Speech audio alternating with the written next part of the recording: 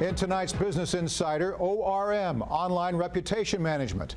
A local Virginia startup is making it easier for companies to build their online image.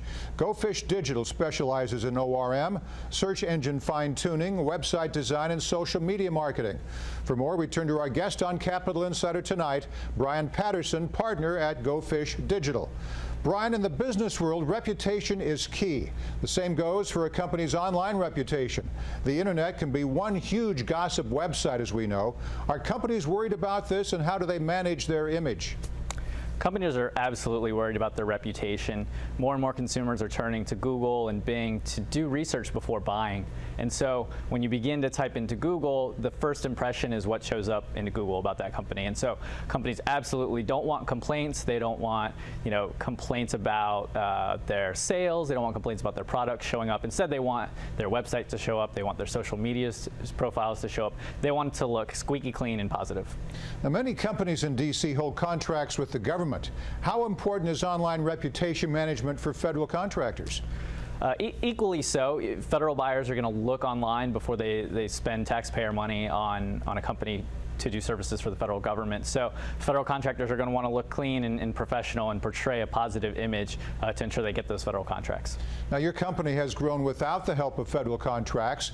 Was there a conscious decision to stay out of government work, and if so, why?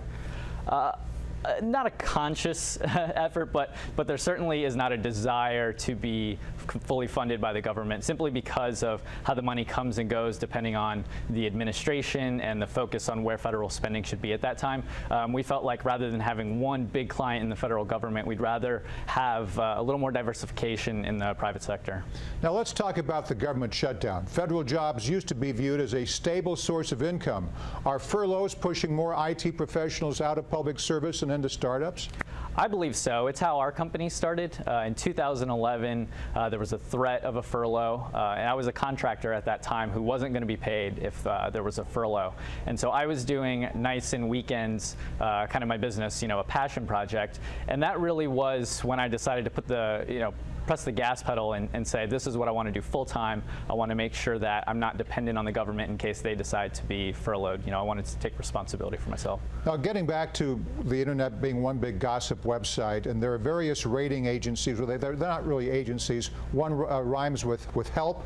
I was a member of that, but then some businesses told me that to get more favorable remarks on the line at the top of the column, you had to pay for the opinion company. Is that true, and do most consumers know that really not to believe everything that they read online? Most consumers don't know that, but the website you referenced and many others are heavily shifted based on fake or real reviews, and so you really have to read between the lines, and you have to be very skeptical about a glowing review in the same way that you have to be skeptical about maybe a negative review, because it could be left by a competitor or a very bitter and angry customer who may have actually not been wronged. And so I wouldn't rely and make my decisions solely based on the reviews that I read online, although I still am heavily influenced by what I read. Yeah, good point. Well, good luck with the startup company. Brian Patterson, partner at Go Fish Digital. Good to have you with us, Brian. My pleasure. Thank you.